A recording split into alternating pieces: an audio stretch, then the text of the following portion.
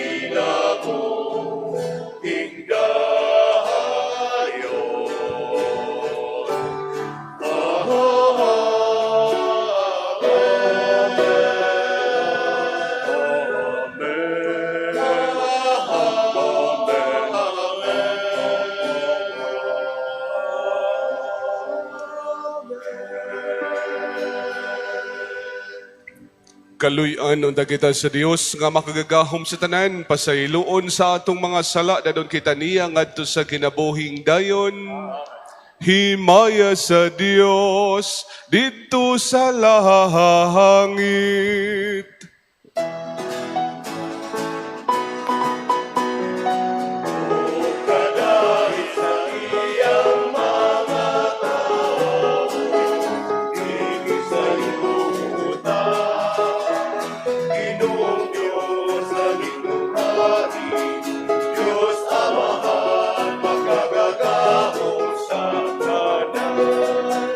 Nagasimba kami kanimo,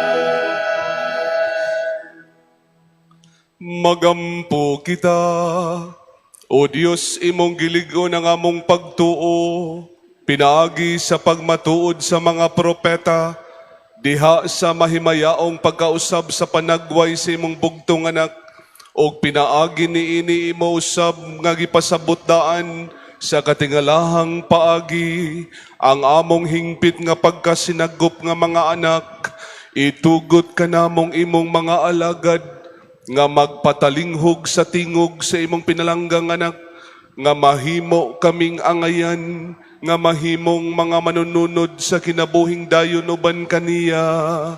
Pinaagi sa among Ginoong Jesucristo imong anak, nga buhi og hariban kanimog sa Espiritu Santo, Dios nga usa hangtod sa kahangturan.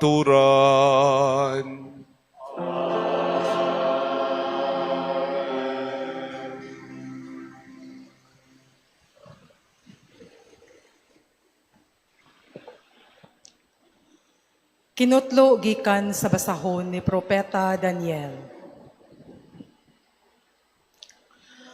Ug sa pagyahat ni Daniel, may gibutang nga trono ug milingkod ni ini ang walay katapusan.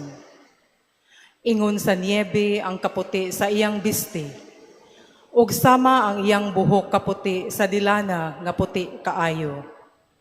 Ang iyang trono kalayo nga nagdilaab. May ligid kini nga kalayo. May suba nga kalayo nga nagbaha gikan sa iyang atubangan. Libo kalibo nag-alagad kaniya, ug nagbarog sa atubangan niya, andam ang hukmanan sa paghukom, o giablihan ang mga basahon. May mga butang pagayod nga nakita ko sa akong pananawon, ug nakita ko uban sa mga panganod sa langit, ang daw usa ka tawo, ug miduol siya sa walay katapusan, ug gipaila siya kaniya. Ug kaniya gihatag ang gahom, ug ang himaya, ug ang gingharian, aron alagaran siya sa tanang katawhan. Walay pagkatapos ang iyang gahom, kay dili man malaglag ang iyang gingharian. Ang pulong sa Ginoo.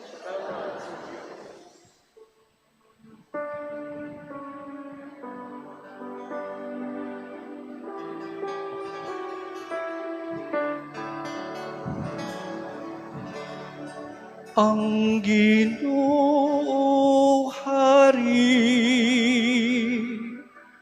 ang labing halangdon labaw sa tibuok kalibutan. Ang Ginoo Hari, ang labing halangdon labaw sa tibuok kalibutan. Ang Ginoo Hari, pasadiaa ang yuta. Palipaya ang daghang mga pulo. Ang mga panganod ug kangitngitanang nagalibot kaniya. Ang katarong ug hukom mao ang gibarugan sa iyang trono. Ang Ginoo Hari, ang labing halangdong labaw sa tibuok kalibutan. Ang mga bukid milanay ingog talo, at tubangan sa Ginoo. At tubangan sa Ginoo sa tibuok kalibutan. Ang mga langit nagsangyaw sa iyang katarong, ug ang tanang katawhan nakakita sa iyang himaya.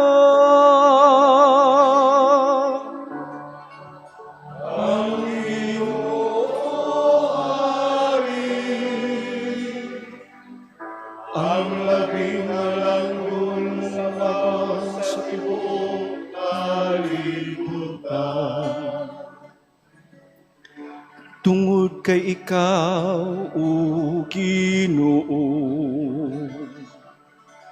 ang labing halangdon labaw sa tanan. Sa tibuok kalibutan, gibayaw labaw kaayo sa tanang mga Dios. Ang Ginoo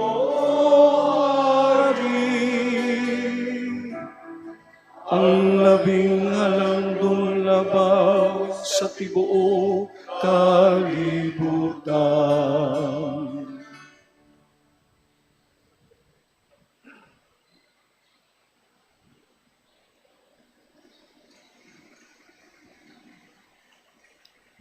Kinutlo gikan sa ikaduhang sulat ni San Pedro. Kay wala namo ipasikad sa tinumutumong mga sugilanon ang among pagsangyaw kaninyo may tungod sa gamhanang pag-anhi sa atong Ginoong Hesukristo. Kami mismo nakakita sa iyang pagkahalangdon. Didto gayud kami sa dihang gipasidunggan siya sa Dios nga Amahan. Ug may tingog gikan sa kahitasngan nga nag-ingon. Kini ang hinigugma kong anak nga akong nahimutan. Kami mismo nakabati sa maong tingog gikan sa langit. Samtang kami uban kaniya didto sa balaan nga bukid. Busa midugang ang among pagsalig sa mensahe nga gisangyaw sa mga propeta. Angay kini nga inyong tagdon pag-ayo. Kay kini sama man sa suga nga nagdanag diha sa kangitngit. Hangtod nga mobanag-banag ang adlaw sa Ginoo ug ang kahayag sa kabugason mudanag sa inyong mga kasing-kasing. Ang pulong sa Ginoo.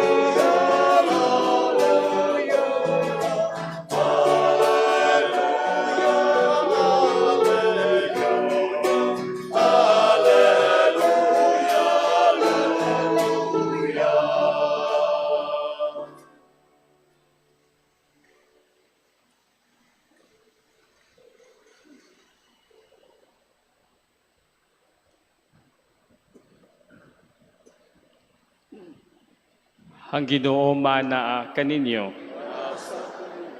Pagbasa gikan sa Santos nga Ebanghelyo sumala ni Mateo.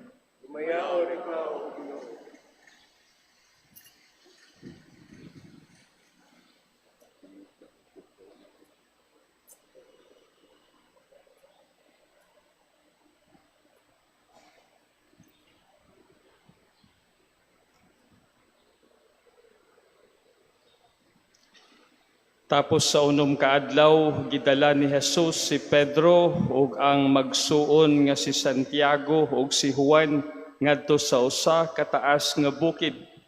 Samtang nagtan-aw sila kaniya, nausab ang iyang panagway, ang iyang naong misanag sama sa adlaw ug naputi ang iyang bisti sama sa kahayag.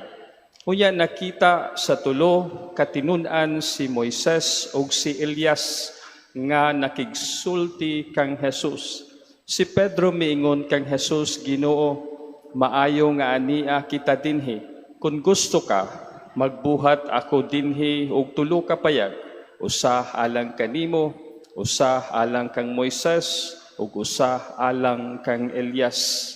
Samtang nagsulti siya niini, usa ka masanag sa panganod mitabon kanila ug unya usa ka tingog gikan sa panganod miingon, kini ang pinangga kong anak nga akong gikahimutan, pamati kamo kaniya. Sa pagkadungog sa mga tinun-an sa tingog nangahadlok sila pag-ayo ug tungod niini nang hapa sila. Miduol si Jesus ug gihikap sila. Tindog kamo ug ayaw kahadlok, miingon siya. Sa paghangad nila, wala na sila'y laing nakita gawas kang Jesus. Samtang naglugsong sila sa bukid, gipinahan sila ni Jesus. Ayaw ninyo isugilon kang bisan kinsa kining pananaon nga inyong nakita hangtod nga mabanhaw na ang anak sa tao. Mga igsoon ang Ebanghelyo sa Ginoo.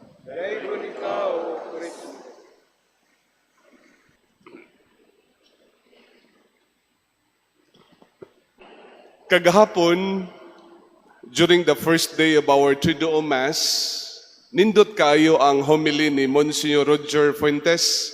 He emphasized the importance of this celebration anniversary. Daghang shrines sa tibuok Pilipinas. Apan, usara ang gitawag og National Shrine of Saint Joseph.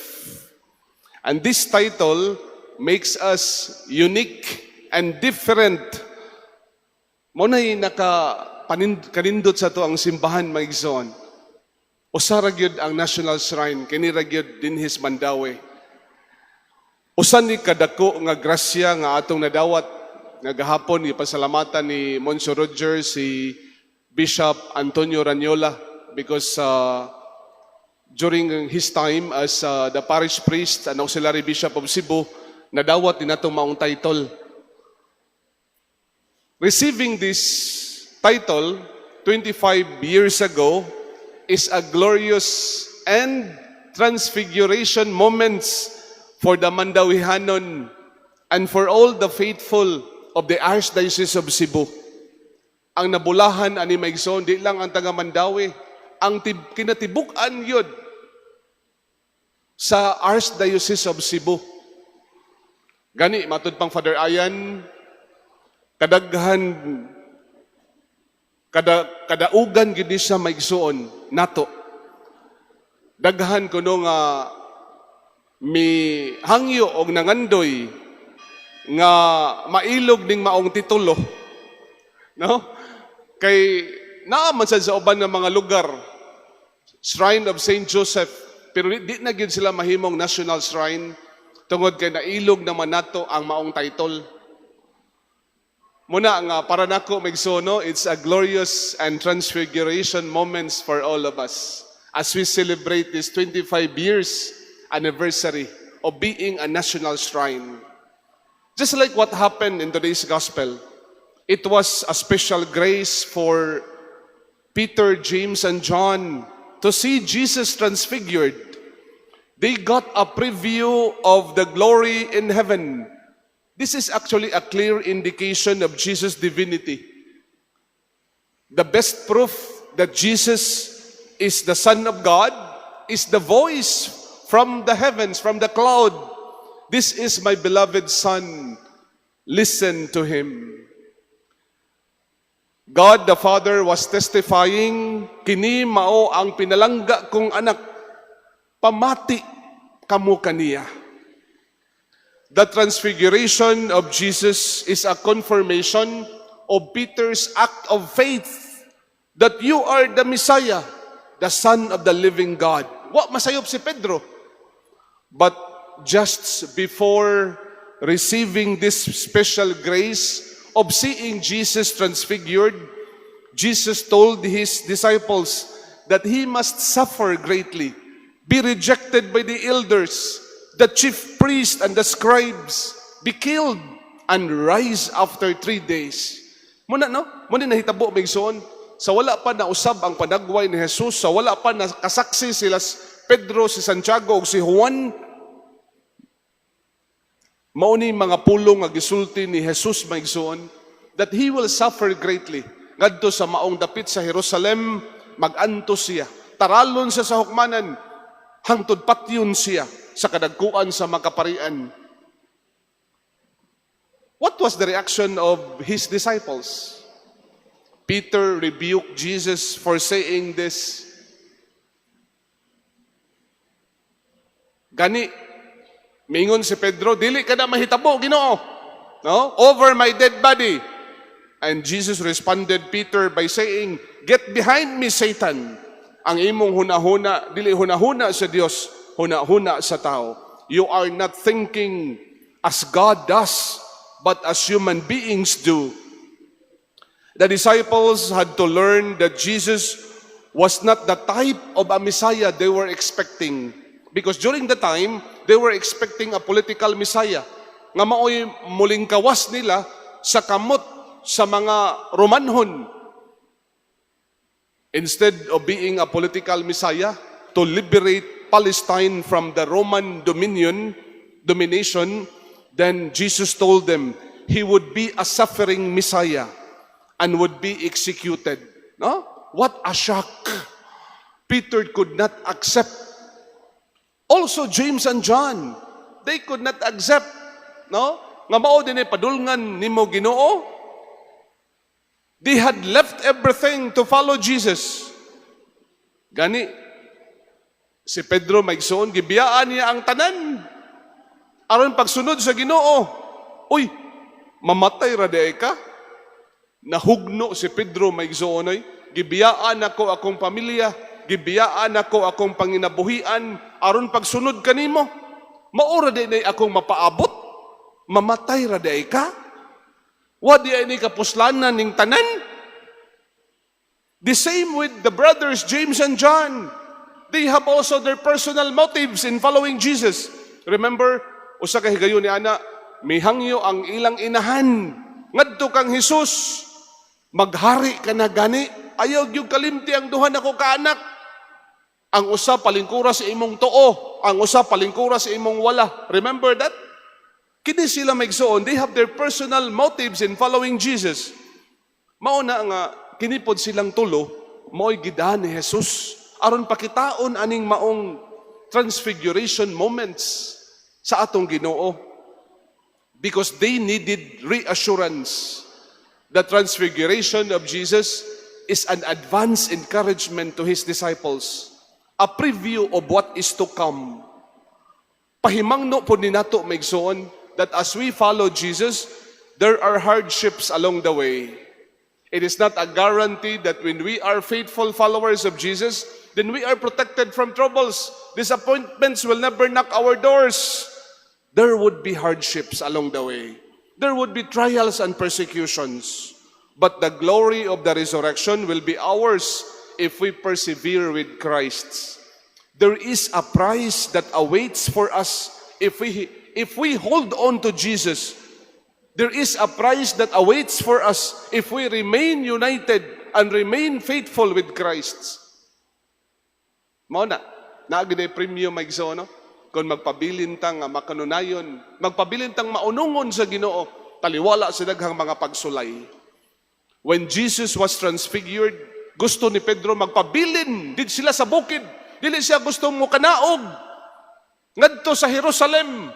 No? Peter said to Jesus, Lord, how good it is that we are here. I will make 3 tents, one for you, one for Moses, one for Elijah. Peter gave Jesus an option to stay in the mountain. He do not want Jesus to go down to undergo suffering and death. Apan nalimot si Pedro sa tingog nga gikan sa langit, pahimangno sa Diyos Amahan.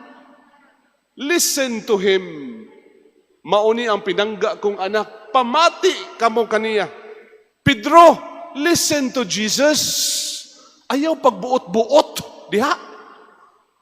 Kana ba yang magbuot-buot sa atong gusto? Dili nata maminaw ni Kristo o sa simbahan, maunay hinungdan sa kagubot o gubat. Maunay hinungdan mga igsoon, nganong samok ang dagan sa atong pamilya. Nganong samok ang dagan sa atong kalibutan. Because we do not know how to listen to Jesus. Gani karon tuiga, giauhag kita to become a listening church. Gani, we have to listen to the workings of the Holy Spirit. No, nindot kayo ng mga gipanghimo karon sa atong Archdiocese, pinanguluhan nila ni Archbishop Abet, nila Monsignor Roger, kanang conversation of the Holy Spirit. Sus, kanindot may gisuon. Kanang maminaw ta ba sa mao bagid ni kabubutos Ginoo, mao ba ni dagan sa Espiritu Santo? Kanindot may gisuon. Munang di ta malimot sa pahimangno sa Diyos Amahan. Listen to Him. Listen to Jesus. Mao na ang hinungdan gyud sa kasamok ug sa kagubot, kana gyud di nata ka mao maminaw sa Ginoo. Di nata ka mao maminaw sa atong mga leader sa atong simbahan, sa atong panggobyerno. Munang samok, gubot ang atong kalibutan kay magbutbuot naman ta. Unsa ka kasamok no kung wa sa tay leader? Unsa ka kasamok may gisuon kung way Ginoo nga naghatag natong direksyon? Listen to Him. Let us listen to Jesus. Like Saint Joseph, he listens to God. Naapod ba ito siya iyang kaugalingong gusto si San Jose? In fact, ang gusto ni San Jose, ang iyang personal nga hunahuna, he wanted to divorce Mary quietly. Di ba? But God instructed Joseph to bring Mary to his home. Make Mary as his wife. No? Mauna.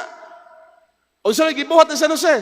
Gipadapli niya, giparking niya ang iyang personal nga hunahuna o gustos kinabuhi o gisunod ang gusto sa Ginoo. Joseph listened and believed, and the promise of the Lord got fulfilled. Tinuod yun. Mahimo yung mabungahon, successful ang atong mga paningkamot. Labi na kung maminaw ta sa Ginoo. Muna nga, ang una yun nga lesson nga ito makatunan, aning ikaduhang adlaw sa itong Triduum, pangandam sa itong ikapantsingko katuig sa ato ang pagka-national shrine. Yeah, as we also celebrate the feast of the transfiguration of Jesus, let us listen to Jesus. Matod pa ni Father Attorney Joel, buhi kay ang atong simbahan. Yes, buhi kay ang atong simbahan. Tungod kay naminaw man ang mga parokyano sa unsa ang direksyon sa mga team of pastors. Munang tuguti mi sa pagkupot sa inyong mga kamot. Sama nga si Jesus, gikuptan ni San Jose. Tanawa, nindot ka ng image. Si San Jose, nagkupot sa kamot ni Jesus. Ang bata, giyahan man gina. Ayaw pasagdi. Kaya kung mo ng pasagdi, maligsan no niya na. Kupti iyang kamot.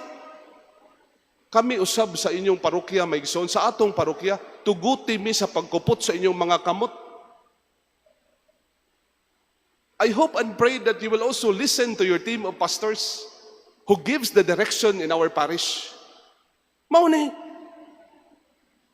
Let us listen to Jesus.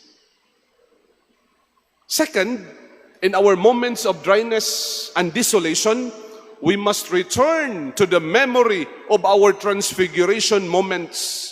Mauni naghatag na to encouragement mga igsoon sa mga higayon nga kita ma-discourage, sa mga higayon nga kita dinaganahan nga musimba, sa mga higayon nga kita mahugno. Tungod sa daghang mga problema sa atong pamilya, mga kabalaka nga atong gibit-bit karon, we have to return to that transfiguration memory, that transfiguration moments. Nga maghatag na tong encouragement.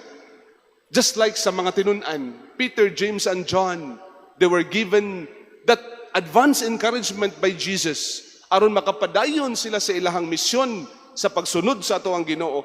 Kita usab mga igsoon, no? Ato ning muna nga importante gid kayo atong saulugon ning pagka-national shrine kay kadaugan ni nato mga igsoon. Usa ni sa mga transfiguration and glorious moments nga nahitabo dinhi sa atong parokya. Sumuna nga mubalik gid ta mga igsoon, ato ning i-celebrate, no? Nindot kay ni mga igsoon nga atong gihimo karon. Nga di ta makapadayon sa unahan kung dili ta mobalik aning transfiguration memory, no? 2001, 25 years ago, ato ning nadawat kining maong kadaugan. Muna nga di ta angay nga ma-discourage. Kung dili kinahanglang tang magpadayon taliwala sa daghang mga problema, taliwala sa daghang mga bagyo, mga linog, mga baha. Uy, kinahanglan magsuon, no? Gani ang atong damgo nga mahimo tapuhon nga basilika. Ha? Di na nato itago. Basilika ang atong damgo. Kay National Shrine naguta, one step na lang mahimo natang basilika. Muna itong pangandoy. Di na ito na wag tangon. Kay mo man na ito ang goal. Gani si Father Ayan, maingon na, andam na ba mo musuroy sa tibuok Pilipinas? Oh, di duta no? Kamo? Andam na mo? Nga mahimo tang basilika? Ha? Kinahanglang musakay ta. Ang inyong duha ka tiil, inyong kasing-kasing, inyong kinatibukan, isakay sa mga plano sa team of pastors. Kay we set the direction for all the parishioners of St. Joseph Mandaue. Sumuni karon mga igsoon, no? Ato mga plano. Gisugdan na ang daghang mga plano. Nagsugod na ta. Wala pala'y mga physical nga mga structures nga nahitabo. Apa nagsugod na ta mga igsoon. Puhon-puhon, makita na to ang dako nga kausaban. Hinaot pa unta nga mahitabo ni siya during our time as team of pastors din sa atong parokya. Mao gini atong pangandoy mga igsoon. Okay? So ato nang iampo sa Ginoo, pinaagi sa pangama sa atong mahal nga patron. Paminaw, pamati kamo kaniya. Mamati ta sa Ginoo. Tuguti ming inyong team of pastors nga mukupot sa inyong mga kamot aron mugiya kaninyo in our moments of trials, difficulties, hardships, atong balikon og lantaw ning mga higayon maigsuon, mga kadaugan nga nahitabo sa atong parokya aron maganahan ta nga mopadayon sa pagsunod ni Kristo. Amen.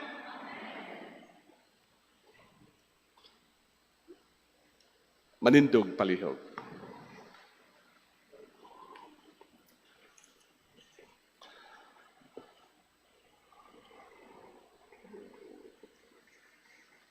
Sa dihang nausab ang bayhon ni Jesus, gipadayag sa amahan ang himaya sa iyang anak. Dili pa nato makita ang iyang himaya karon apan samtang magpaabot kita ni anang maong gingharian, magampo kita sa iyang ngalan ngadto sa amahan. Diha sa pag-ingon, Ginoo, ipadanag kanamo ang imong gahom og himaya. Ginoo, ipadanag kanamo ang imong gahom og himaya. Nga ang himaya ni Kristo, mudanag pinaagi sa simbahan, samtang matinadaanon kitang namati kaniya, magampo kita sa Ginoo. Ginoo, ipadanag kanamo ang imong gahom og himaya. Nga ang hinigugmang anak, mangulo sa kanasuran, subay sa mga dalan sa kalinaw o hustisya, magampo kita sa Ginoo. Ginoo, ipadanag kanamo ang imong gahom og himaya. Nga motubo kita diha sa grasya, aron ang uban makakita sa kahayag ni Jesus dinhi sa atong kinabuhi. Magampo kita sa Ginoo. Ginoo, ipadanag kanamo ang imong gahom og himaya. Nga ang katawhan nga nanag-antos, makalantaw sa ilang kaugmaon diha sa manunubos, kansang bayhon na usab. Magampo kita sa Ginoo. Ginoo, ipadanag kanamo ang imong gahom og himaya. Nga imo untang isipon nga takos ug mapuslanon alang kanamo, nga ang halangdong Teofilo kamumot, mabayaw na ngadto sa altar sa mga santos. Magampo kita sa Ginoo. Ginoo, ipadanag kanamo ang imong gahom og himaya. Nga ang mga nangamatay, mabag-o ngadto sa kasamahan sa mahimayaong lawas ni Kristo. Magampo kita sa Ginoo. Ginoo, ipadanag kanamo ang imong gahom og himaya. Ginoong Dios, Maayo kaayo nga niya kita dinhi. Dawata ang mga pag-ampo nining katilingban nga nagatigom aron pa sa pagpamati sa imong tingog, sa imong mga pulong ug sa paghalad sa sakripisyo sa imong bugtong anak nga nagpuyo ug naghari hangtod sa kahangturan. Amen.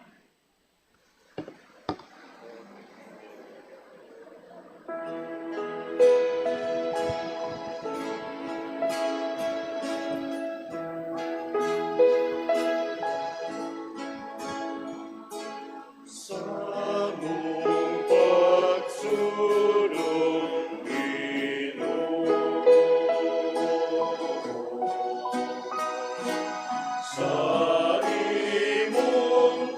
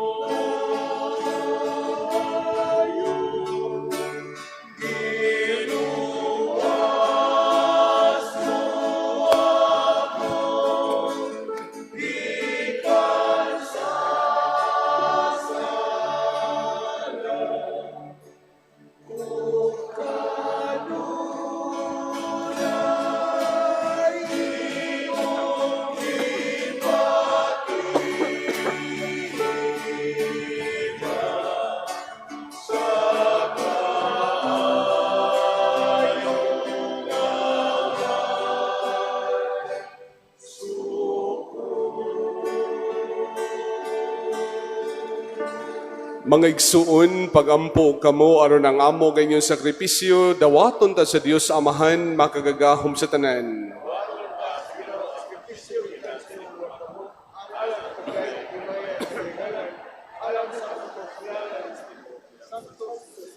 Ginoo santusa ang mga gasa nga gihalad niining mahimayaong pagkausab sa panagway sa imong bugtong anak.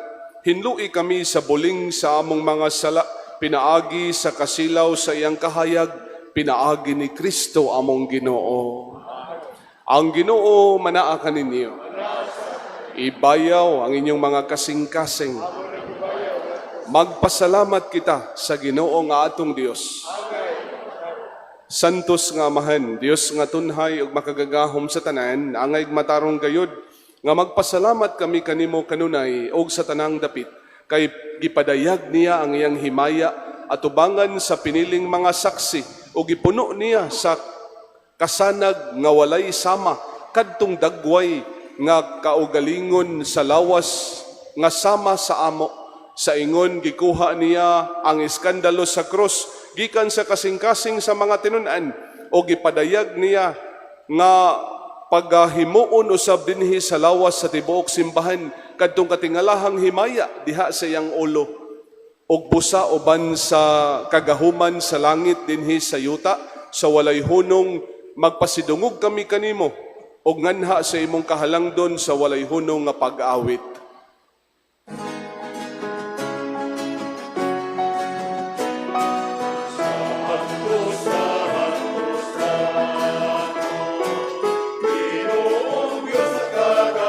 Huhuman puno ang langit.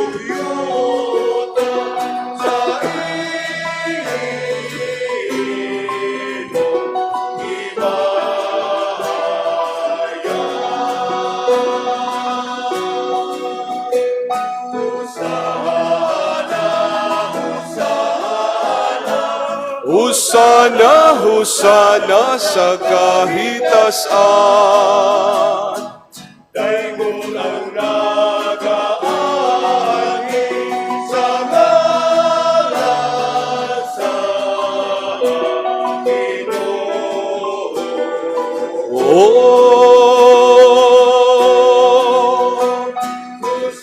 Husahana, husahana, husana, husana sa kahitasan.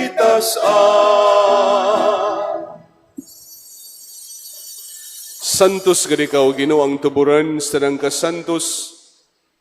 Ipadala ang imong espiritu aron pagsantos nining mga gasa aron mahimo kini alang kanamo nga lawas ug dugo ni Hesukristo among Ginoo.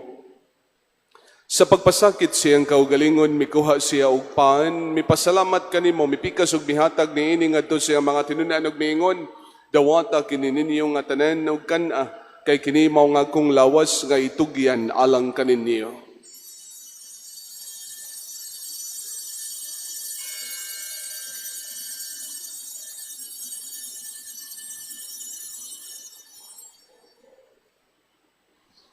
Sa samang paagi tapos ang panihapon mikuha siya sa kalis. Mipasalamat kanimo pag-usab mihatag niini ngadto sa iyang mga tinunan ug miingon, dawata kini og panginom kamo nga tanan gikan niini kay kini mao ang kalis sa akong dugo.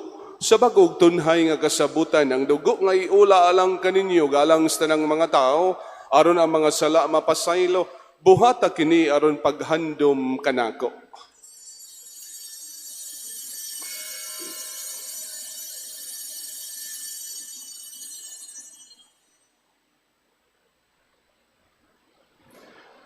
Kini ang misteryo sa pagtuo.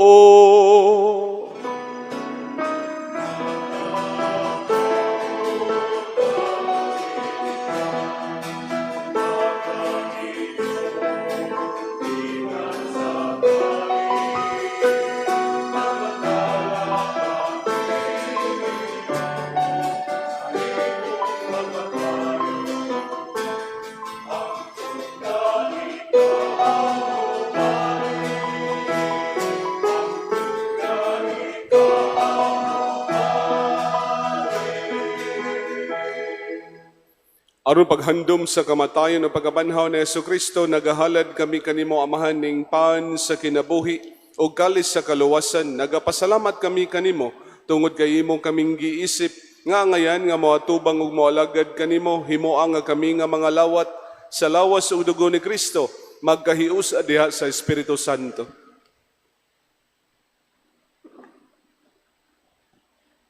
Inunubi Ginoong imong simbahan sa tibok kalibutan, himuha nga mahingpit kami diha sa gugma uban ni Leo among papa, ni Alberto among obispo ug sa tanang mga pare.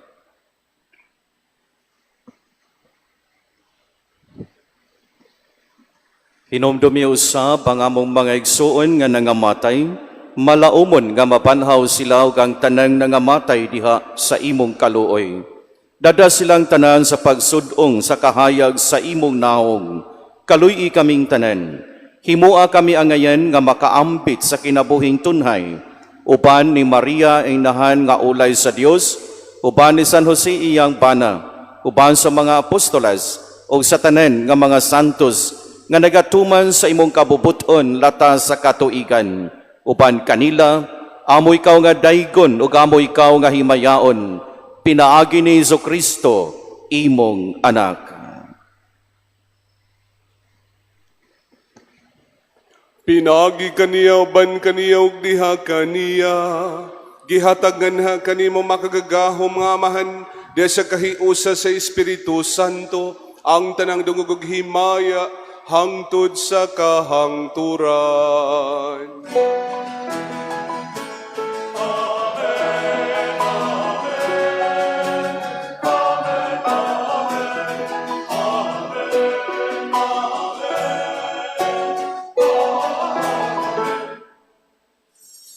Karon magampo kita sa samahan atong gamito ng mga pulong gitudlo kanato sa atong manubos.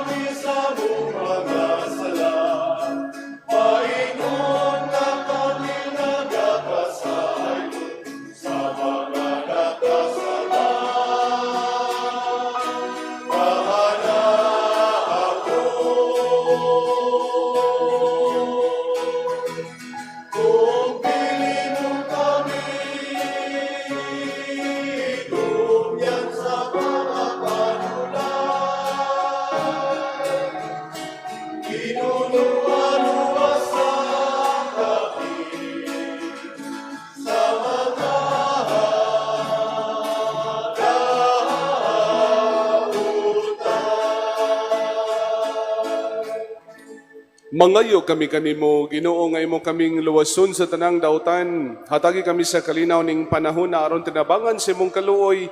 Mahalikay kami kanunay sa salag, mahilayo sa tanang kasamok. Samtang nagapaabot kami nga malaumon sa pagbalik ni Jesucristo among manubos.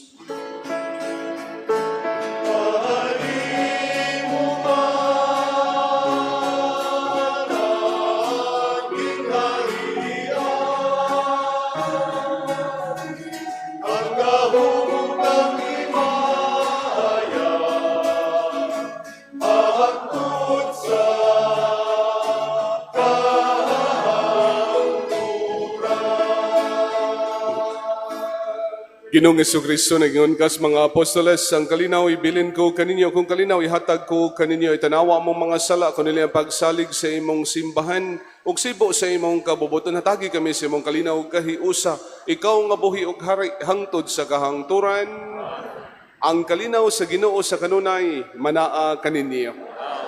Ipakita ta karon ang pag-inig sa unay.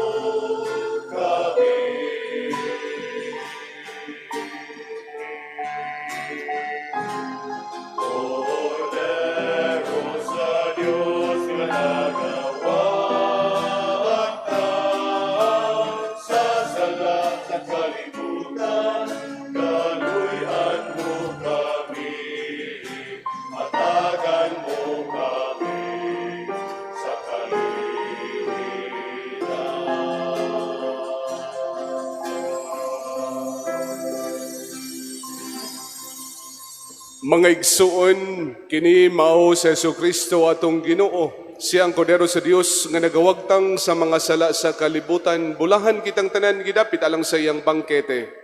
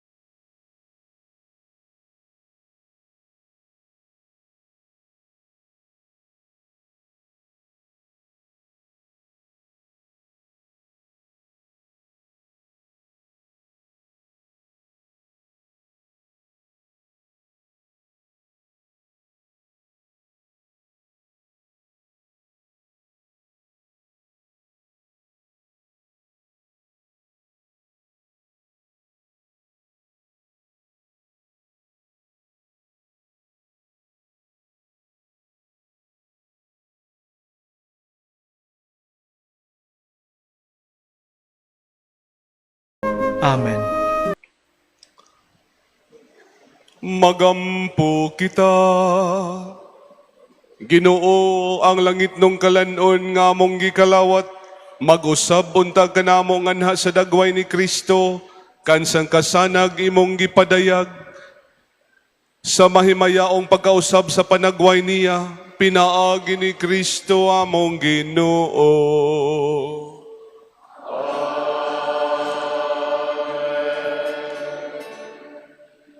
Ugma, maugyapon nga oras alas 5:30, first Friday, ugma, ang atong last day sa ato ang Triduum, ang atong Mass Presider, si Father Attorney Joel Oresga.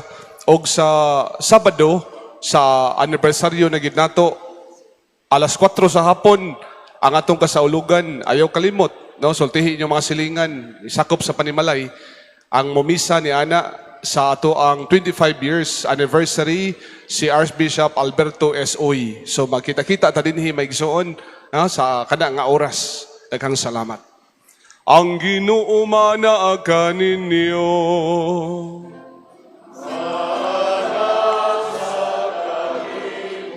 Uban sa team of pastors sa maghatag panalangin sa Dios, ug manalangin kaniyon Dios nga makagagahom sa tanan, ang Ama ng Anak ug ang Espiritu Santo.